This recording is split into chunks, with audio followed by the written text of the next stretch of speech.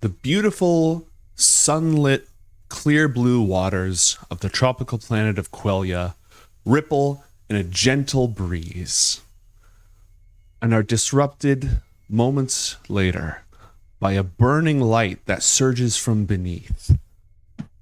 And as fish leap into the air, huge fish the size of a grown adult human, the light glancing off their scales and shattering into 1,000 colors, leaping through the air, feet into the air in all directions in alarm.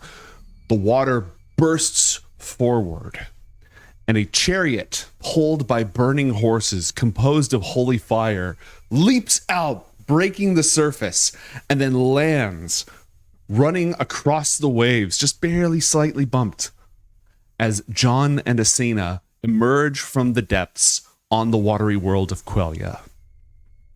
Infinite adventures, infinite dangers await in Coriander Society. Here in the multiverse, I'm tormented by gnomes, joined by Ninja Man Matt and Pods of War. Matt, what's up? Hey, gnomes, doing pretty good. I had a pretty lovely weekend. Father's Day cameth and goneth, and Happy Father's Day, by the way. Thank you very much. My daughter and my wife made me this really sweet gift that finally came in today, and I got to look through it, and it was delightful. It made me so happy. Pods, what's up? Hello. Nothing much. I'm not a father, so. Not yet. You're supposed to do like the dance when somebody says you are not the father, right? You go, Oh yeah. I hate how you both did the same dance, like you both knew it. It's the international "I'm not the father" dance. I was just gonna say we're sharing the brain cell again, but you know. But yeah, I've been We've all seen good. Maori. Just catching up on work and stuff, and yeah, I'm back from New York. I went on a little trip. Ooh, how I'm cool! excited to play again. Yeah, Yeah. I've missed you too. It's been like over a month. I know, and we've missed you too. No. No, I got called D&D Dad. We had a game on Sunday, and I got called Ooh. D&D, not Daddy, D&D Dad. It's different. Oh, wait. Which would you prefer? It depends entirely on the context. I was gonna say, considering who you were playing with, I'm surprised you weren't D&D Daddy. You know, I like to brand myself as a completely like non-thirsty, non-horny, on-main, absolutely safe, friendly, local bald nerd in public. Of course. I try to keep the brand strong in that regard. When last we left our heroes, they had escaped from the sunken city deep below the waters of Quelya, where they learned that Ichak, the muse of war, had conspired to scatter the pieces of the Flesh of Kur that was stolen across the multiverse to draw the elder evils from the deep places between the worlds in order to wreak untold havoc and ruin. Mostly for the lulz. Our heroes encountered a gigantic shark that was being mutated by aberrant energies, and Asena's dragon ate it. John wrested from Yichak's mind the seeds of a spell that will grant the power of nuclear fusion. It's going to take some time to build that, but you know, there is that. And now, after moments ago, John cast a sending spell to hail their friend Indogalad, the king of the House of Fleuris on the forest world of Perianth.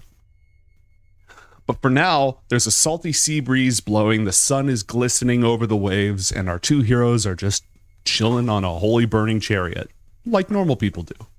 Like you do, yeah. You have said to Indogalad, your message indicated that you needed pickup. Unless you want to revise that. Do either of you have any questions for me about where we left off? Well, we, as you said, had dealt with Yichak and their machinations. We had some fun with some deep ones, and we destroyed a lot of stuff that probably shouldn't have been destroyed, but it also might be a good thing that it's gone now. Aside from that, we've been feeding the Dargan quite a lot of stuff. Chester / I don't know this, but Charlemagne are along for the ride and having a good time. And we have a lot of missing pieces of the Flesh of Kur that need to be recovered from who knows where now. We were tracking them down in the Astral Sea. We ended up finding this place because we knew we needed to start somewhere, and John figured we'd start where we knew what was happening. And now that we've tracked down this first piece that was missing, I think at this point we might want to have a discussion with Indogalad. I think we previously, if I recall correctly, I know we explained all the Elder Evil business, but did we talk to Indogalad before or after John's bag got stolen and then everything got completely jacked? Before. You haven't talked to him since that happened. Okay, then yeah, we definitely should talk with Indogalad and formulate a plan. Also, John had sent a message to McCarthy. Hank McCarthy. Hank McCarthy about setting up a meeting with, and I have it in my notes here from ages long past. Let me Paracelsus and the other guy. You. That one. Yes, we were going to set up there it is. I see it now. A meeting with Paracelsus in order to see about getting John and Asena back in the good graces of the Coriander Society so we can work with an organization that is absolutely trying to stop what Yitzhak is doing and actually have some measure of help with what we're doing instead of just kind of wandering the cosmos, trying our best. Good summary. Asena, you are chilling on a burning chariot on this beautiful tropical planet, and John sent a message, and you have no idea how long it's going to be before anybody responds or comes to pick you up. The camera pans out pretty far up after it shows the initial, arrival of our two heroes on the surface, and then it just pans out to show how completely in the middle of the ocean the two of them are. How will the two of you pass the time while you wait for your response? Well, we just fed the dragon. We just dealt with a lot of really bad business. I think John's going to take a nap. We're stuck in the middle of an island, and you're going to nap? Not even an island. We're in the middle of the ocean. Is there any landmass from miles around? Because I don't see anything. Okay, well, doesn't the chariot count as an island? I mean, it's an island of safe haven for us, but the chariot only lasts for... And John checks his time. Mate, how long has the chariot been active? I think you just cast it to get away, right? Okay. I don't think you cast it earlier. Yeah, then it'll be... I don't know how long it took us to ascend from that situation, but it's here for an hour after John can cast it. And yeah, you're right. We summoned it in order to get out of that place and then make our way up, up, up. Can you nap and the chariot still be fine? Well, I mean, napping is a strong word. I'm going to close my eyes and rest for a bit. But no, I'm not actually going to fall asleep. All right. I hope you don't fall asleep. Do you trust me, or do you think I'm going to lose it and we'll end up just laying here in the water? Wouldn't be so bad, I don't know. right? We've never tested this before. Well, should we give it a try? See if John Carmichael can hold concentration while he's sleeping. I seriously doubt it. Although I've never tried to hold on to a spell while I was in the midst of slumber. Is it even a concentration spell? No, it's not. I was going to say, I think you're going to be fine on that front. That's true. You're right. This one, the major image was the concentration. Chariot. Yeah, you just summon a chariot and there it is. Yeah, why not? John will take a freaking nap. So we found out while you were distracted that the spell that John has summoned is not concentration. So John absolutely can just pass out, and he is going to. Okay. Asena, you stand on a manifestation of the holy powers of heaven as John takes a little snoozle. My gosh. We've got John just like uses his hard light tech in order to just like formulate like a hat, and he just puts the hat like over his head. Chester walks over and just sits down on top of his chest and just starts like to help him rest off into the Z's. Oh, and just to make things easy. Oh, go ahead. I'm just gonna stand there like staring at him to make sure he doesn't fall to asleep. Fall to asleep? Mm-hmm. Yeah. So just keep poking him every now and then just to make sure he gets up. Hey, Yeah. you up? Hey. I don't want to swim. After being underwater and swimming this whole time, I don't want to swim. I don't want to swim anymore. I'm done swimming. John will attempt to see if he can somehow concentrate while he's sleeping, and he's gonna drop he can at will cast Silent Image from his connection with Tiamat, so he's gonna just try and drop like a little localized small island. He's gonna turn us into an atoll. Okay. Roll a charisma check.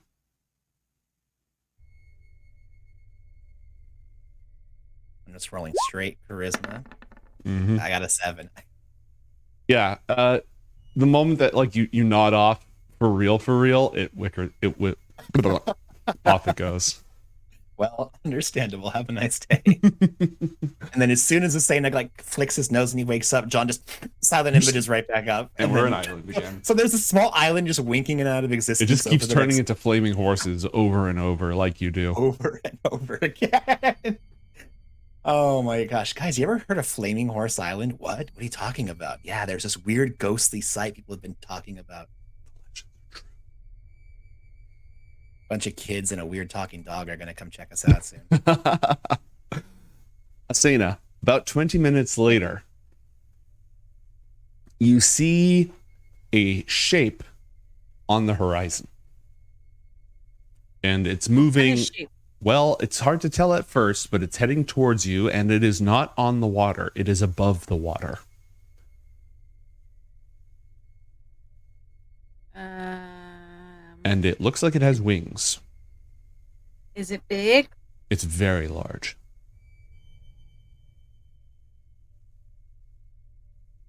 A flying ship. As it gets Did closer. you call the space pirates? Are you trying to wake John up? I'm just gonna like yell that. I don't know if he wakes up or not. I've got a 22 passive perception. Would that wake John up? Yes, that would wake John up. What? Space pirates? No. Well, maybe. Indogalad, the Elven King of Parian. But he might send the pilgrims. Oh. Why? Are they here? Does that look like them? John, it has see. wings, but the wings are not flapping. And as it approaches, it looks like it's carved in the shape, or rather grown in the shape of a bird. Those wings are leaves, enormous, almost translucent leaves. And the body of it, the structure of it, is made from living wood. It has never been carved. It has been convinced to grow that way. This it's an elvish spelljammer. It's one of the kinds of elvish spelljammer. And it is on its way towards you. Heck yes. Okay, well, John's gonna get up and make himself presentable. He'll kind of ruffle Chester and get them to get off of him, so that way he can, wipe off the accumulated fur. Well, actually, why wipe off? Prestidigitation, baby. And clean as a whistle. And yeah, they'll just be standing all badass in their flaming chariot. Okay. The elven bird, it's not a bird of prey. I don't remember what it's called. That's a Klingon ship. I'm thinking of something else. Anyways, it is beautiful. All elven spelljammers are works of art. Most of them are grown from living trees that, again, through druidic and magical arts are persuaded to take the form, and they're all alive, which means that while they're in transit, they make more oxygen and they don't have to stop at planets nearly as often. Oh, wow. Yeah. It gracefully, and then it floats just down, just above the water, and the cockpit peels open. Again, it's another translucent leaf that has grown over the top, and it just flowers open. And inside, you see a elven wizard with blue robes sitting on the helm, controlling it, along with a couple of buccaneer swashbuckler style. They've got their weapons on. They've got very nice hats. Greetings, humans. Are you the ones that King Indogalad spoke of? As John and Yeah, Asena, standing so. atop of a flaming angelic chariot, just like look up at them, and then Asena replies, Pretty sure, yeah. He's our friend. The king didn't mention anything about a dragon. He probably didn't know. You want me to make him not a dragon? We bear no ill will towards your Darastrix companion, but maybe a little bit more storage friendly might be good. We are not a great vessel. Not that big. But I'll just look at John. well, John can help with that temporarily, but not. Well, it took him 20 minutes to get here. Yeah, for 20 minutes we can make it work. Sure. What are you doing? I don't think I have the spells for 20 minutes. That's a long time. He's gonna turn you into a chicken. We do not desire to be a chicken. Yeah, I didn't either. We do not taste like chicken. Have you tasted yourself? No. Then how do you know? We know. Oh. Do I taste like chicken? We don't know. Good. John's going to inquire how long specifically it takes to get here. There's a And small if it is, spit Go of ahead. land, but less than an hour's flight from here. oh, That is our destination. yeah, I definitely can't make this thing small for an hour. We're going to have to figure something out.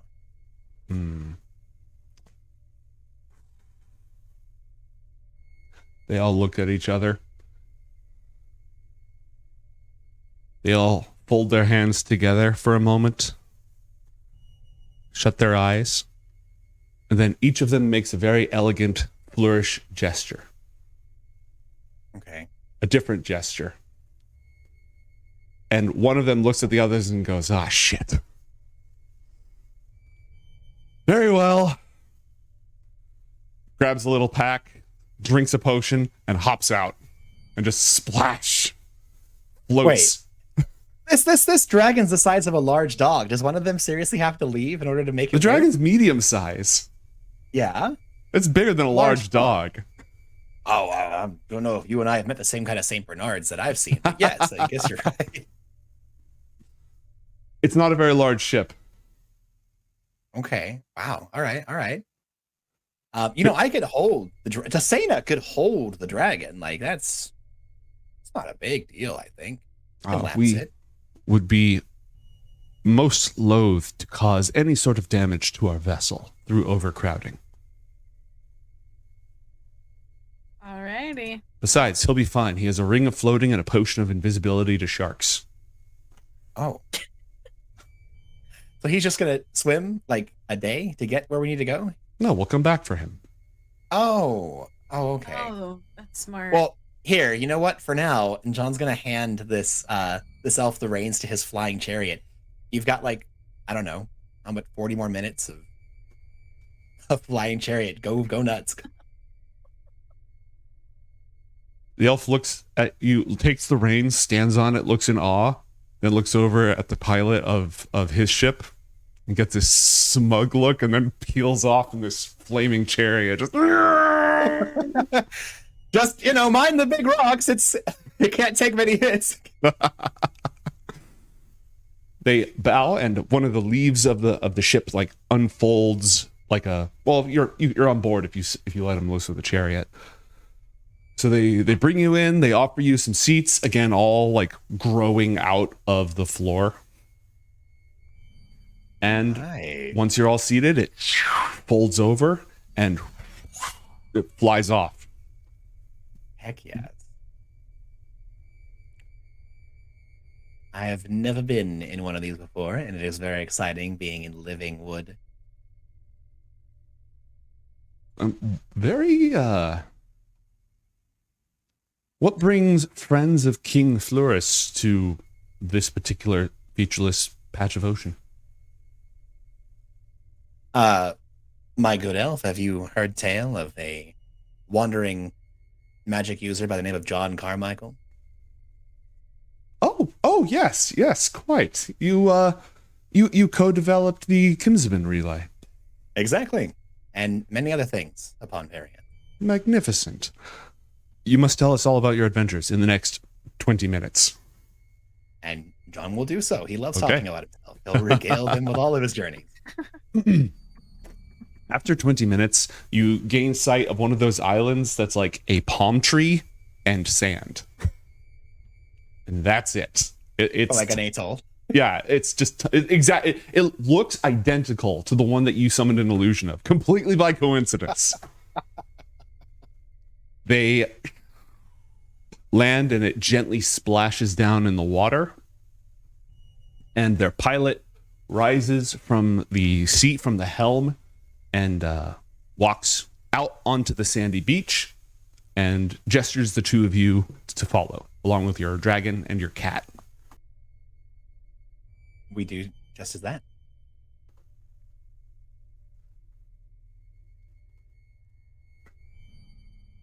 The captain of the ship smooths out, with prestidigitation and some other magic, smooths out and polishes a section of sand, temporarily hardening it.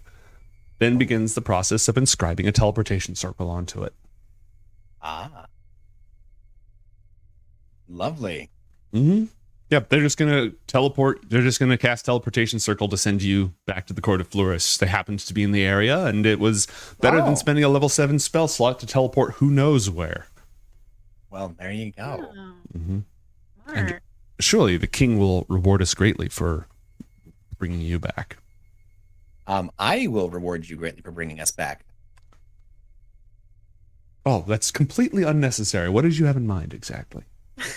We found a absolutely ridiculous amount of treasure. Would you like some? And that way you don't have to bother the king with such. Consider it this: maybe the king remembers your good deed and not asking for anything, and gives you a favor down the line. But for now, I can pay you for your troubles. How much would you like? Oh, it's out of the a joy to serve such an important member of Perion. Got like, I don't know, like 500 gold or something. How many elves are here?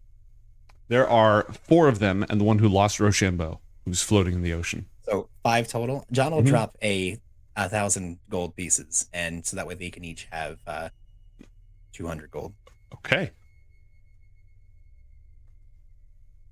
They are speaking to each other in Elvish. It's like, it's a pity all of our contracts don't go like this. We could be retired in a week. That are they speaking in Elvish? Yeah.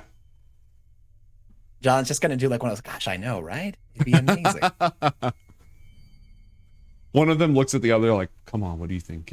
Anyways, the wizard pilot finishes the spell, and the teleportation circle glows with blue runes that float up towards the sky. And it has been our honor to meet and to serve both John Carmichael and Asena. Please think of us fondly and go forth in peace on your adventures, and give our deep and eternal regards to King Indogalad of Fleuris.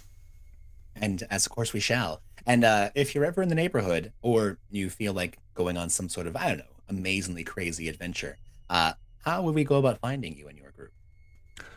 Oh, the Razor Orchid is our ship. And I'm sure the word of our exploits has surely spread across the space lanes. There should be no difficulty to find us whatsoever. How familiar are you with the Pilgrim's Progress? The king's favored, what would the best term be? Mercenaries. You can call them what they are. Oh, well, I was hoping to go with something a little bit more elegant, but yes, that would sum it up quite nicely. Of course, we're familiar with their exploits. Well, I am one of their crew members, so if you ever need to look myself up and I'm not in the court of Indogalad, please check in with Captain Domlica and the rest. We may have need of your services, actually the entire court of Fleuris, very soon, so keep on the lookout. We give you illustrious bows and very over-the-top, courteous farewells, and the teleportation circle awaits. John will pop on through and look back at Asena, making sure that she's going to come along. I am coming. And you are or are not screwing with it? John's gonna grab hold of Asena's hand, just making sure that if she decides to screw with it, they're not like separated forever. Very well. A feeling of weightlessness for John, almost instantaneous, a flash of light, the blink of an eye. For Asena, that moment of hanging suspended in the silvery void between universes before the wooden floor of the great treehouse of the Fleuris city appears beneath your feet, and you find yourself once again surrounded by the elite elven guards of the city, who protect the teleportation circle in the event that hostiles get access to it. But they recognize you. You've done this before. You're escorted directly to the court, where awaits, once again, King Indogalad, his daughter Adthea, and his invisible advisor, Zuniel. John is going to bow deeply and greet the King of the Court of Fleuris, as well as acknowledging and doing the proper greetings to everyone else here in court.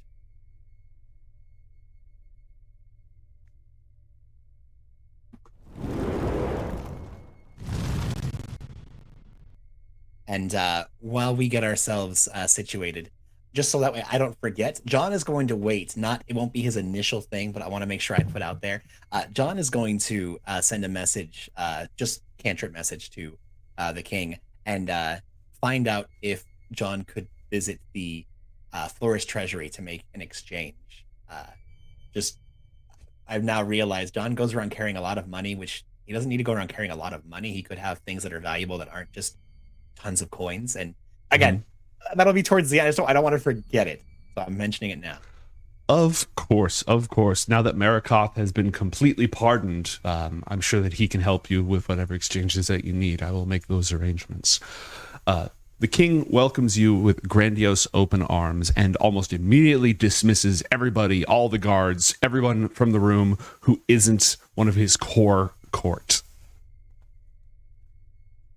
So those guards who I have on the map, they're gone. Later, guards. Hi. John's just standing on where they are. Just get him out of here.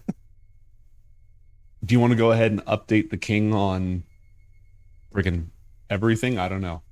Yeah, no, King Indogalad is a confidant, and we absolutely would want to update them on everything that's happening. I can give a summary, but I mean, you know what the happenstance is. Give the extremely TLDR. Extremely TLDR. Since last we met, we've gone on a few not so minor adventures. We've defeated an undead scourge. We have grown the ire of the, I guess you'd say, muse of war across all of the multiverses. We found out why the Elder Evils are as active and as bent on our destruction as they are. And we lost the Flesh of Kur that was stolen by Agents of Yichak, spread across the multiverse.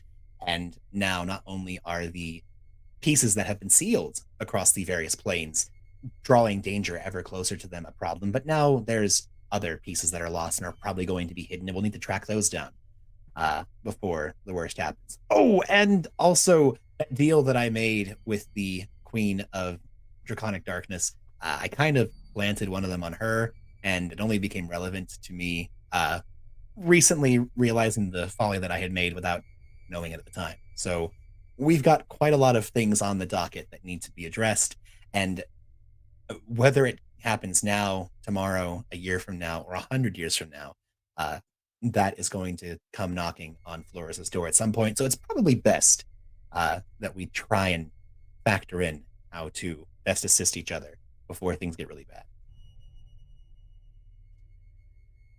Even worse. It's already pretty bad. Even worse.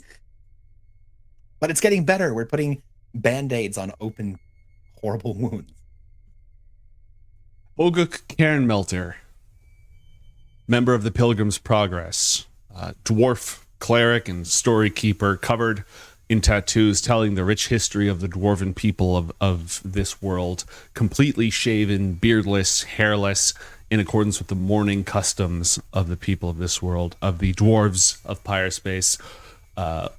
knows some very interesting dwarven swears and unleashes all of them. The rest of them are all fairly quiet for a moment.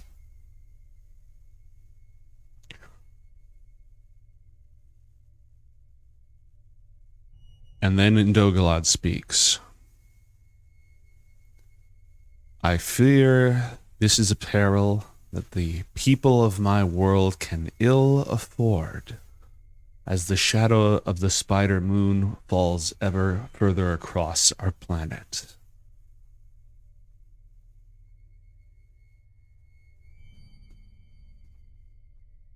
It's a very polite, not now.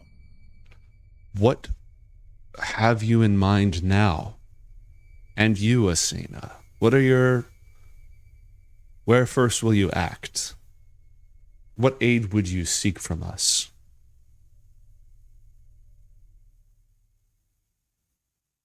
Well, That's a good question. My dad asks good questions. He's very smart. Althea chimes in.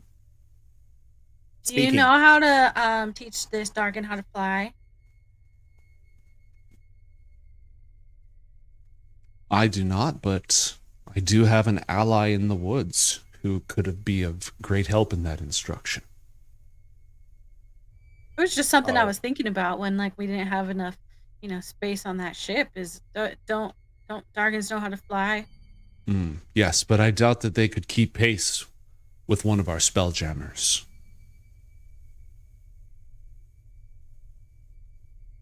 They probably fly fast. Althea says, when he's older. This is a very small, very young dragon. They can't fly very fast. Oh. Can I talk psychically to Dargan? Absolutely.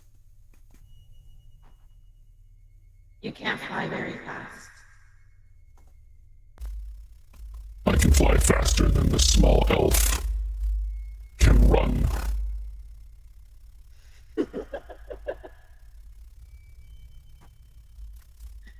She won't say anything else. May we eat her? No. She's like royalty. Royalty eats the same as non-royalty. That makes sense. But we would be in very big trouble. They would eat the trouble. Do you want to talk to her? Because she loves talking. Absolutely not. Okay, well then I would not even give her any attention. Because if you look at her the wrong way or the right way, she's going to talk to you. If we cannot eat her, we will not look at her.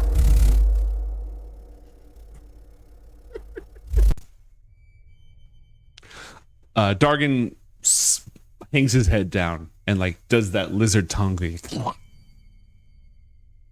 in disdain. while Asena is having this this mental conversation with Dargan about who to and to not consume about flight, playing off of the speak of intellect, John is going to put forth that is one of the reasons why he wanted to speak with Indogalad and his court. He wants to take in the counsel of others who maybe not as much in the know as John currently is with what's happening, but a different perspective. Someone on the outside looking in might see something from an angle that John or Asena would have missed.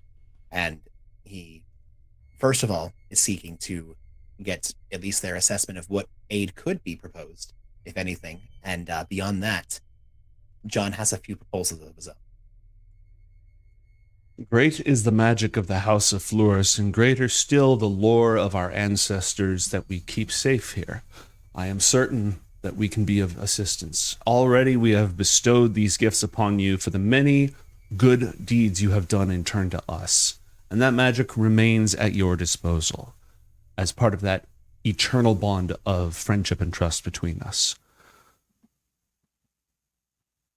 Beyond that, this threat extends outside of our world entirely. And as a wanderer yourself, it seems that your best course would be to swiftly recapture.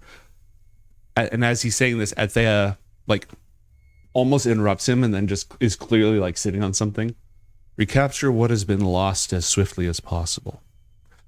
Can you keep them safe now? If you lost them before, how do you know that you're not going to lose them again? Well, that brings up one of the proposals that I have.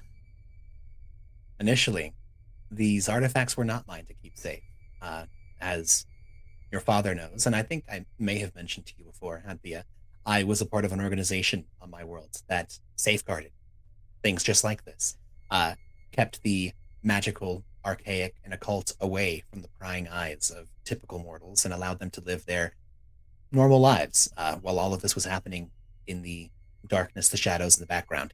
Well, unfortunately, I ended up in a situation where things got a bit out of hand, and I got forced onto this grand adventure.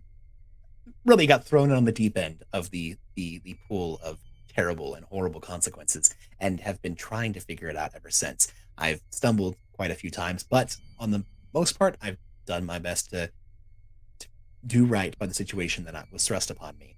Well, I seek to rejoin that organization once more. I have recently found out that not only have I been cut off from them, but they believed that I had taken these artifacts and were using them to try and summon this great evil from the multiverse. And they've been tracking me down. That's one of the reasons why this fell into the wrong hands. They ended up capturing Asena and myself. And Asena, thinking quickly, was able to provide us a means of escape.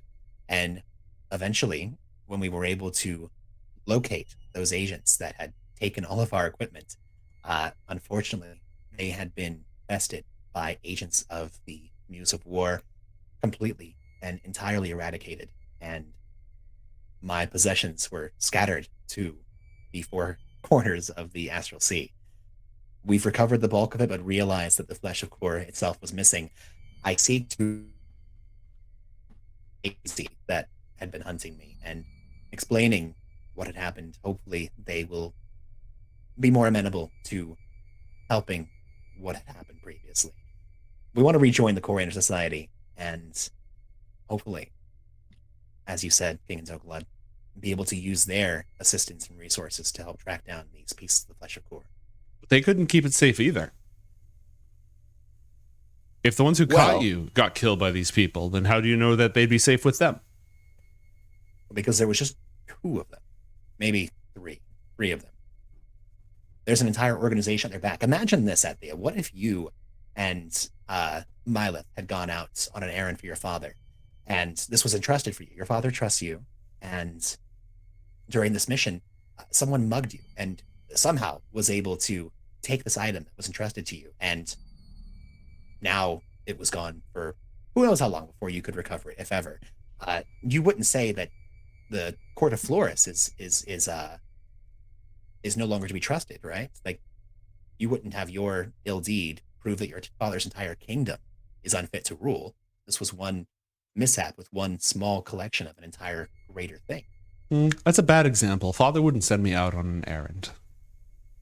Well, the Court Society also didn't send me out on an errand. I was merely taking care of doing something else, and this errand was thrust upon me. Somebody came and they punched me and they took all my stuff and then put a bomb in my hand, and I had no idea what to do with it. And so I went through a portal and ended up somewhere else entirely, and then you heard the rest. But it's not a perfect situation. And right now, Asena and I are doing what we can to assist it. But as I've said, though the elder evils of the multiverse are not knocking on the Court of Fleuris' door right this moment, I know that you have your own issues with the Spider Moon and the Illithids out in the darkness. These beings aren't going to just stop with one world. So again, that's why I come to you for aid. My thought is this. I'll handle the Coriander Society, and I believe Asena and I should be able to right the perceived wrongs that my organization had with me taking possession of the Flesh of Kur. What I'm hoping to get with the Court of Fleuris is allies. And as you've said, you've already proposed our eternal friendship to be used for magic and alliances. My thought is this. You are going to be engaged in a very long and drawn out war with the dark elves of the Spider Moon, as well as their allies, the Illithids from beyond the stars.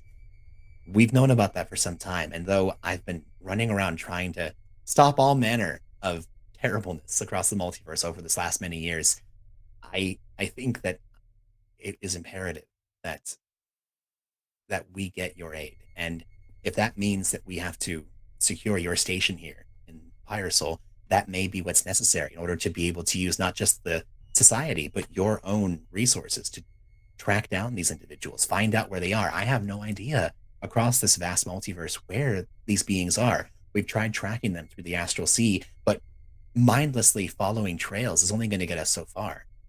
But with the resources put at your disposal, we have many ships that could be sent out in order to track these things down, or your very own magic, my lord, could be used to help divine where they are.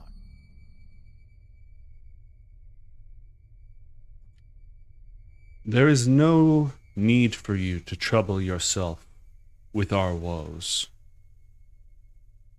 If you seek our help, friend John, already it is yours.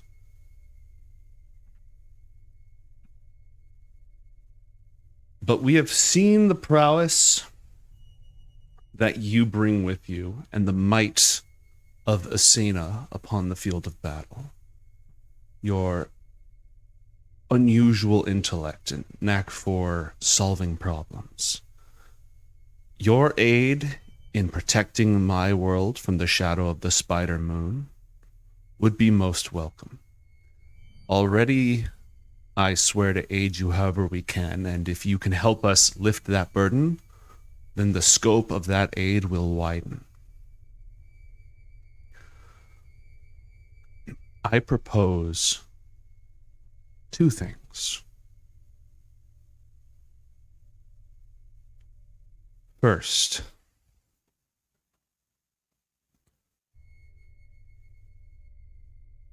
the two of you have ventured into places so dangerous and unholy and emerged unscathed. You brought us the Marrowspawn abomination from the very depth of the city of the ancients, the city of spires. Medwithin and you have both seen what rises within the cities of the Drow. There is a task of the utmost danger that I don't believe anybody else would truly be capable of.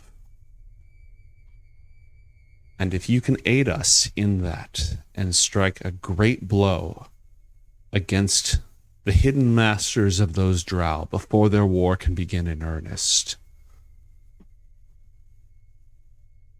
well, it's difficult for us to owe you much more. But the entire might of the great houses of Perianth would lend themselves to your cause. There is another issue perhaps closer to home. Oh no. You seek to find the pieces of the Flesh of Kur scattered across countless worlds. Yep. There is no known magic that can find it. But the great works of the House of Fleuris transcend what is known about magic. Between the secret lore of my ancestors and the modern arts of the arcane that we develop, I believe we could create spells that would reach out across that infinite web and pluck the threads of those worlds that have been infected with that flesh. But in order to do so, we're going to need some of it. And there Some happens... flesh? Yes. And there happens to be some right here on our world. There also happens to be some right in my bag. John holds up the bag of holding. Then I will leave it to you Perhaps it is best if we leave the flesh in the grove of Benthazel and let her still serve as its guardian and bestow upon us one piece, and we will become its guardians while we enact this new magic. What do you think? Question, Your Majesty, would having more speed along your progress, or would one piece suffice? I suspect having more would aid us. Oh, then more you shall have. I think Benthazel has been the guardian long enough. We put Corliss to rest all those years ago. And, oh, by the way, not sure if I share with you, we finally lifted my curse. You helped me, and it's now gone. I haven't been able to have those terrible dreams anymore, so thank you for that. That was half the point of bringing us that spark of divinity, right? That was... Well, I think that was the main point, but, you know, that's been an absolute joy. Thank you. A full night's sleep without the interruption of those terrible dreams. So, mission accomplished. Let's go get that piece from Benthazel. We have 2 here, as far as I know. John peeks inside. Angry. Angriness from inside the bag. Let's see. Let me just confirm with my notes real quick. I have that right here. Yep, 2 pieces. We can totally drop off 2 pieces right now. Okay. Indogalad is going to take custody of those. Not here. He's gonna escort you to his library, his personal, private, forbidden library, which has the strongest wards, the greatest protections. And he's going to take custody of it there. Asena, make whatever preparations you need. We can share with you the dangers that you will be facing momentarily, but depending on how this goes, we may have need of your combat skills. I'm pretty good at combat skills, so... Yes. Anthea, what else are you good at?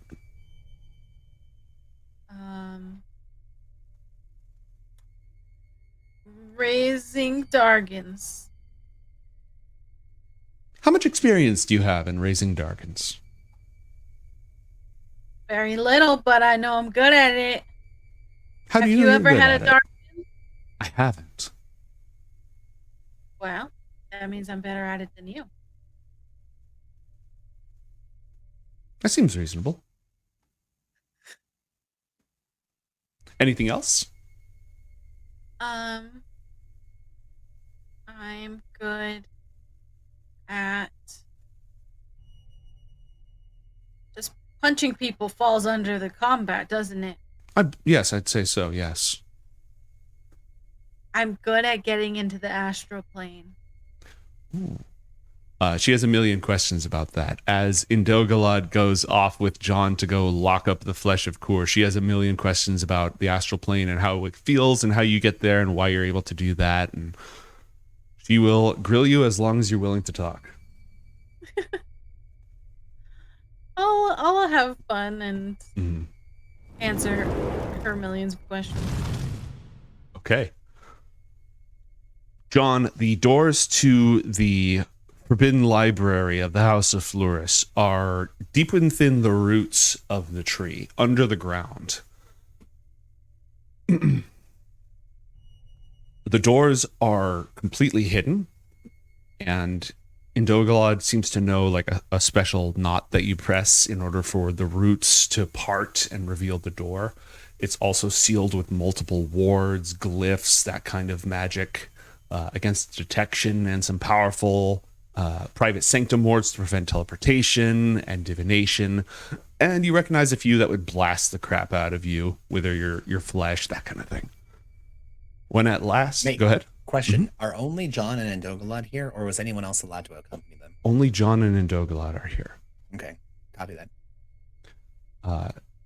When the doors open, inside, maybe 10 feet further, is another set of doors. Featureless. And made of metal. And in this room, the only other feature, aside from some glimmering lights, enchanted lights, is a platform that rises up, like a pillar that rises up with a bowl carved into it. Indogalad will walk gently down the hall, mutter something over the bowl and wave his hand, and water wells up from the wood itself and forms, but it doesn't fill the bowl, it just coats the sides of it. He takes his hands together, lays it down, and just goes ahead and indicates for you to place the flesh within it. John will do just that. Not wanting to touch it himself, John is going to go ahead and use Mage Hand in order to lift the Flesh of Kur out of the bag and then place it within the pool. All right. It sets down, and once it's down, Indogalad makes another gesture, and the water that is on just the surface of this bowl wraps around it, forming a floating sphere of water with the Flesh of Kur inside of it. Hey, mate, I have a question. Go ahead. When the Flesh of Kur was sundered and then recollected or distributed, does it try to reform when it is brought together? It does. The pieces attempt to connect to each other and merge. Okay. He Perfect. That's just wanted to find out. Yeah. Once it's floating there, he Terrible goes. space jerky. He'll give a slight nod and then start walking back out. So while they're together, John is going to inquire. Now, my lord, you indicated that there was a mission that you had for us that you believe no one else would be able to accomplish. This wasn't the adventure we're going to go on to retrieve the flesh from Benthazil, I would take it. No. I had another proposal, but I think you might have already beaten me to the punch. What were your thoughts, my liege? Medwithin has told me of her visions. The Illithids of the Forge sent one of their own to be an advisor to the Queen of Zogatha, whispering into her mind, providing her and her people with their magic and their technology, lifting them from their exile and giving them the tools that they need to ply the space lanes.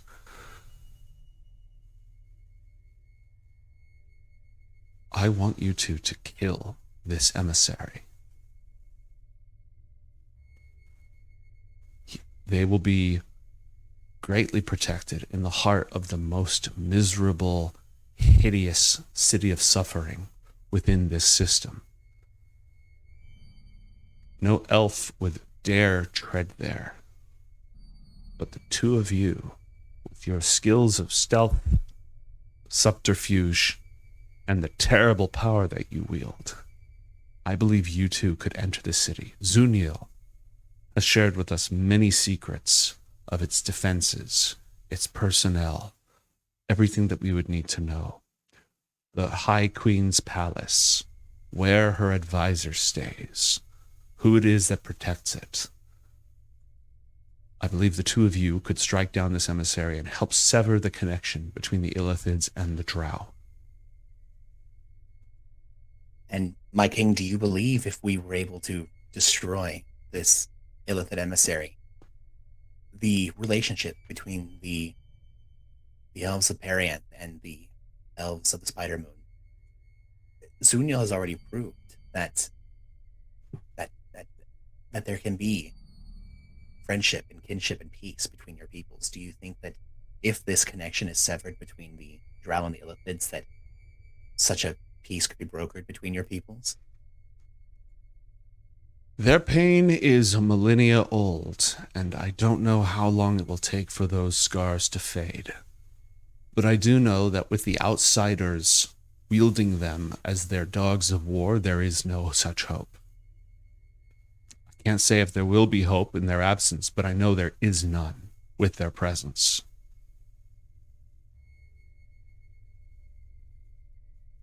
By doing this, and I agree. I think that both Asena and I are capable, and we could accomplish this task. But if we do, this is going to be seen as an act of war. Whatever has already been building up is going to come to fruition at this point. Either the Illithids will not be able to ignore this, or the Drow will not stand this. Are you ready for such an engagement to occur in full?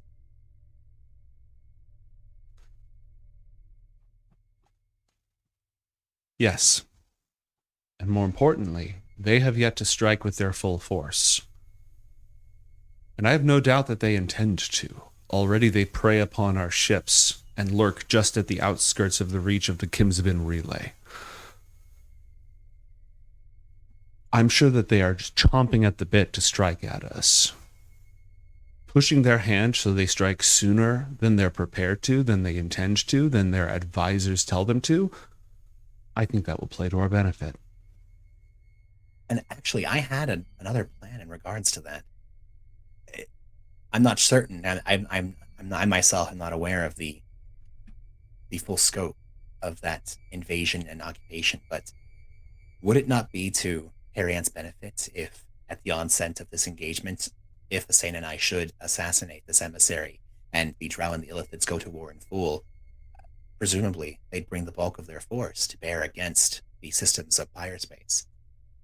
Would that not be a good time to perhaps prep a very elite group to see about going and cutting the head off a different snake? If we were able to incite a revolution within the Forge, get the dwarves and the orcs that are entrapped there to rise against the Illithid oppressors, would not a rather huge influx of reinforcements be to Marianne's benefit? None truly know the extent of the Illithid presence on that conquered world. How many they are in number, in force, in ships and weapons. I fear there's no hope for an invasion whatsoever from the outside. But from within. But I have seen you and Asena capture godlings. Strike this blow first, and perhaps your unique set of skills could be applied there as well, at the very source. And know that any such endeavor would go with our help. Absolutely. Thank you, King Indogalad. Gives you a slight We will nod, see this done. and then walks out of the antechamber, and then, assuming you follow, Yes. the doors automatically swing shut, and the roots cover it over again. Asena, while Athea and her handmaiden Mieleth are listening to you talk about the astral plane, Mieleth gently leans over to the princess and says,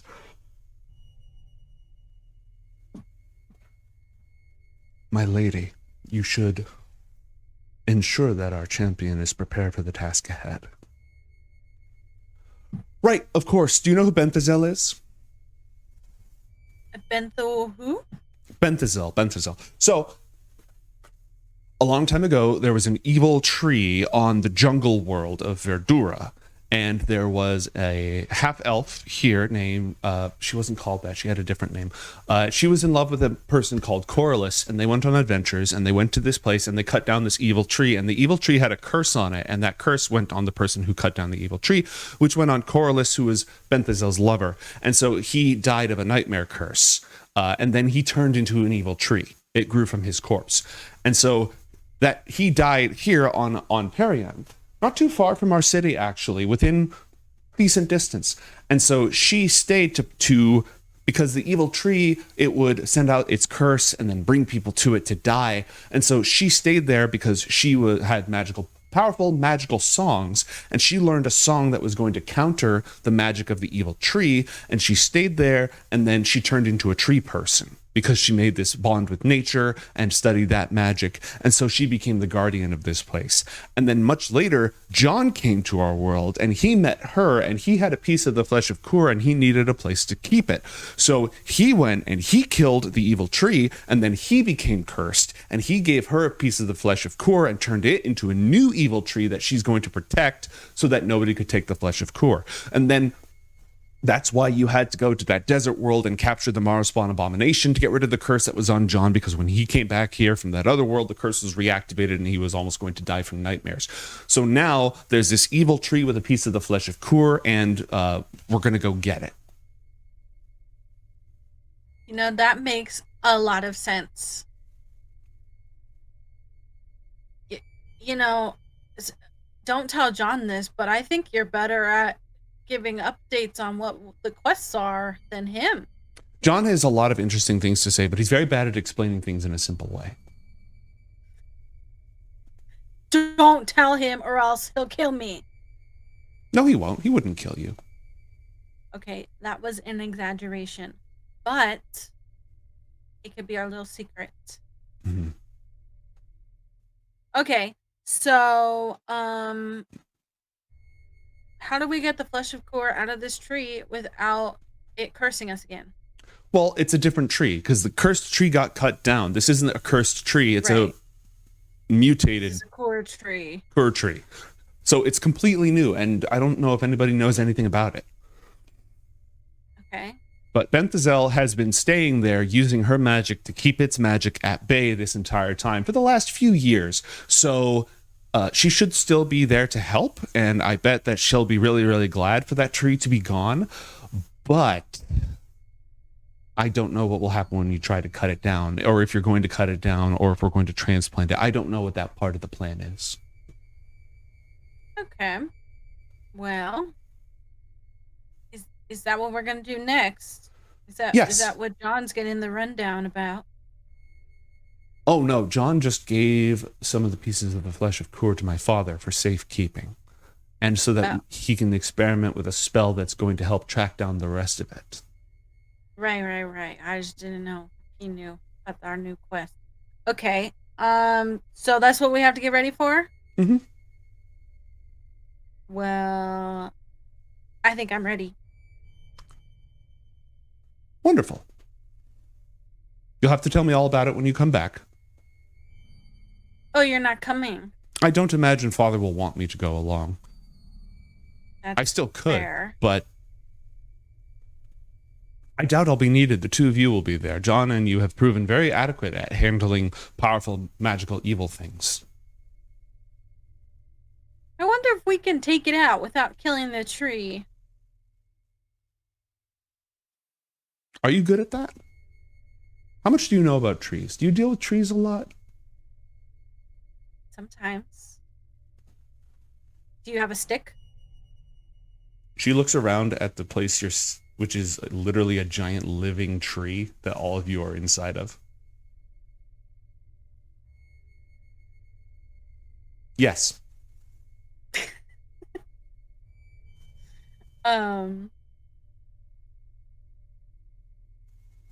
Is it bad if I break a stick off the tree? Mialeth, would you get us a stick, please? Mialeth bows her head and rises up and walks over to sort of a lattice of branches that have grown together.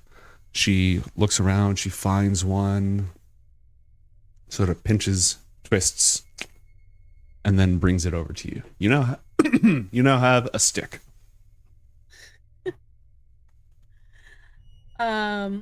Okay, I have not done this in quite some time, but Asena can make like a little stick into like a larger wooden weapon, and so she will perform that for her to see if she likes it. And it's still alive.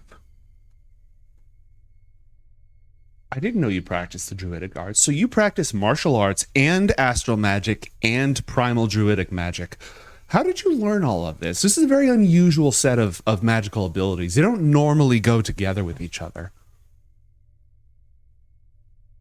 I just do what I like, and then it works.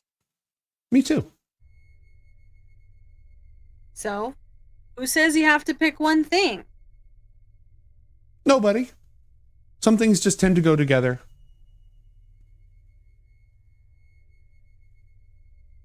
Yeah, I didn't really plan it this way. It just sort of happened. That skill set that you just demonstrated actually could be extremely useful, but it could also expose you to direct corruption if you try to engage with this Flesh of Kur tree with those abilities. It depends on whether it's a two-way connection or a one-way connection. If it's a one-way connection, you should be fine. If it's a two-way connection, this could directly invite that corruption or influence into you, which, given the biological nature of the curse, the Flesh of Kur, could have adverse effects. But it could also help with extracting it. How can I test if I have a two-way connection? I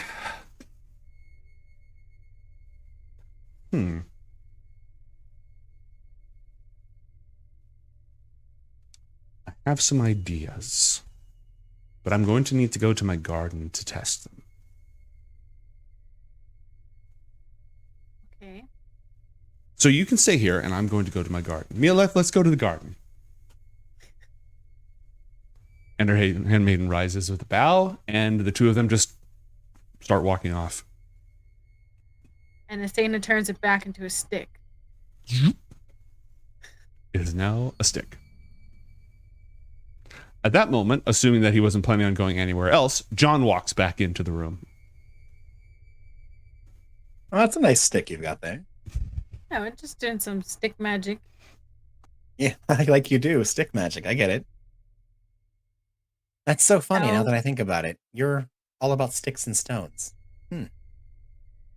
Very interesting. It's been a while since I've been a rock.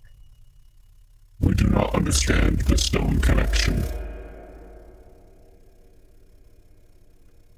Well, Gargan, there's been a couple of things, but I've been a rock a couple times. Why were you a rock? Hiding.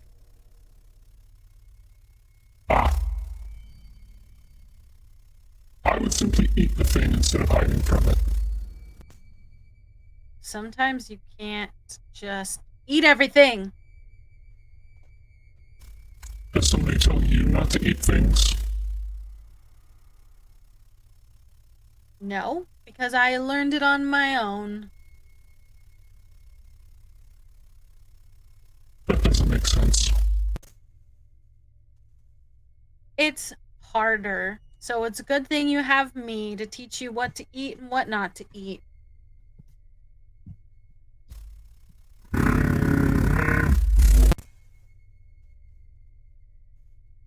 You know, it's less about doing things on your own, or just knowing the right way.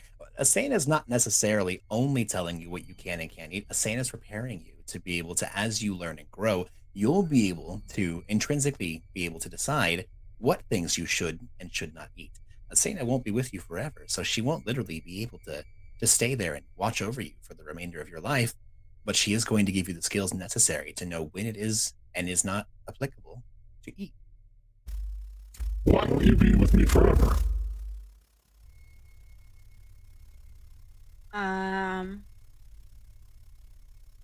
Well, that's a big question, Darkin. Nobody's with each other forever. Why not? That's the way the world works. I object.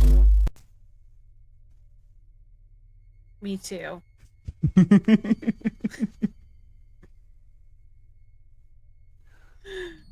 All right, who do you want to go with you on this expedition? You were the original architect of this tree, so you're kind of the most important person involved. And Indogalad would prefer not to expose too many other people to it, not simply for their own protection, but for intelligence and secrecy purposes. Yeah, I feel like John and Asena should be able to handle this unless we really want to bring somebody else along. Okay. No, that makes the most sense. Indogalad will stay behind and study what you've already given him. And wait to hear if, something goes horribly wrong and a giant tree starts eating people in the forest or anything along those lines. Is there anything that you need before you head out there? They can provide you with transportation, supplies. Yeah, I think a money changer first of all, and just some basic like potions and whatnot. John lost quite a bit of that. Okay, well, off to Marikoth you go. Also, John is going to he'll send a message to Asena, and again, I don't know why John would. Well, actually, you know what? John wouldn't know this. John and Matt are the same person. Forget it. Never mind. John is not a parent. Matt does. Scott's gonna keep his mouth shut. Very good character player separation. Very good. Asena, you are now introduced to a character I don't think that you've ever met before, even though his name has come up several times and John has expressed worry about him. Marikoth of Fleuris. Not a direct member of the royal house, but sort of a cousin, offshoot. Gorgeous, blonde, green-eyed, wearing beautiful colored robes, just impeccably groomed, and now he's wearing a silver badge, a golden little pin with the flower of the House of Fleuris on it that he wasn't wearing last time. When he sees you, he claps his hands and goes to give you a massive embrace, John. Which John absolutely returns tenfold, nearly crushing Marikoth in his embrace. Which now John is slightly empowered by the angelic blessing of fury, so it's a little heftier than it was last time. John, those young strapping lads that you brought with you, at the big one, very, very bright, those two. Cleared everything up. Blessed be. Who is your companion? I haven't been introduced. Well, Marikoth, this is Asena. Asena, I don't really think you don't really have a last name, a surname. Asena of Zoquia? Asena of Zoquia? Is that the best formal introduction we have for you? Anyways, this is Asena. She's an incredibly gifted martial artist. She's a purveyor of very, very amazing talents, magical and otherwise. You're going to get along swimmingly, I think. Everybody that John travels with is fascinating and interesting. The martial arts, there's a great deal of connection between hand-to-hand combat and the art of dance. I'm sure it's a beautiful and elegant display of martial prowess every time that you lay waste to your enemies. An absolute pleasure to meet you. How can I be of service to the two of you? Please sit, eat. Food. Yeah, food. Some like candied, they're not figs because that's the wrong climate, but they're kind of similar to figs and they're wrapped in these edible leaves. They get brought out. Some crisp water that's just been slightly spritzed with some forest apples. Little bowl of some sort of, it's almost like a yogurt, but it has this rich cinnamon spice sort of sense to it. All sorts of very fancy high society finger food gets brought out for you. Marikoth is back in his element where he feels that he belongs and making the most of it. Also, an ewer, like one of those two-sided jugs of fine elvish wine that he pours for the three of you without even asking, and immediately starts drinking his. Nice. Well, John is going to spend, because everything in Parian is all about making sure you're doing the proper approvals with diplomacy. Even when you're just having a friendly little chat, you have to make sure that you go through all the intricacies of courtly sociality. So John, knowing them far more than Matt does, is going to run through the rigmarole while trying to keep it as brief as possible. So instead of Marikoth is very bad at that. Oh, good. Then yeah, it won't take that long. Very good. No, he's bad at keeping it brief. Oh, well, okay. So instead of taking 2 hours, it'll take 1 hour and 45 minutes. Exactly. That's the fast version. But John is basically just going to let him know that we are being sent on a quest for the king. Oh, when are you not? Exactly. And we need to just catch up on some supplies. I'm not sure how your wares are doing since you're in just incarceration, but I'm hoping I have a bit of extra coin, and I'm certain that you could use a resupply of funds. The great injury inflicted upon me by the enemies of our house has been partially repaired. I have been elevated to the status of treasurer. Oh, for my troubles. Treasurer? Well, then you're exactly the gentleman I need to speak with then, Marikov. I'm This is always perfect. the gentleman to speak with, but Well, first of particularly, all- especially right now. Yes, absolutely. I have a lot of gold, and John is just going to take, just as a show of force, he's going to take his bag of holding, now that the Flesh of Kur is no longer within, turn it upside down, and just pour out thousands and thousands and thousands of gold coins just go spilling forth. Marikov, like, picks his feet up on his chair, like you spilled water all over the floor, just holds them up and looks Yes. around at all of it. Ah. And we'll go ahead and take a break as you Scrooge McDuck this nerd. Yeah. We'll be back in a few minutes as our heroes go to retrieve a piece of the Flesh of Kur from the mysterious grove of Benthazel. Don't go anywhere, folks.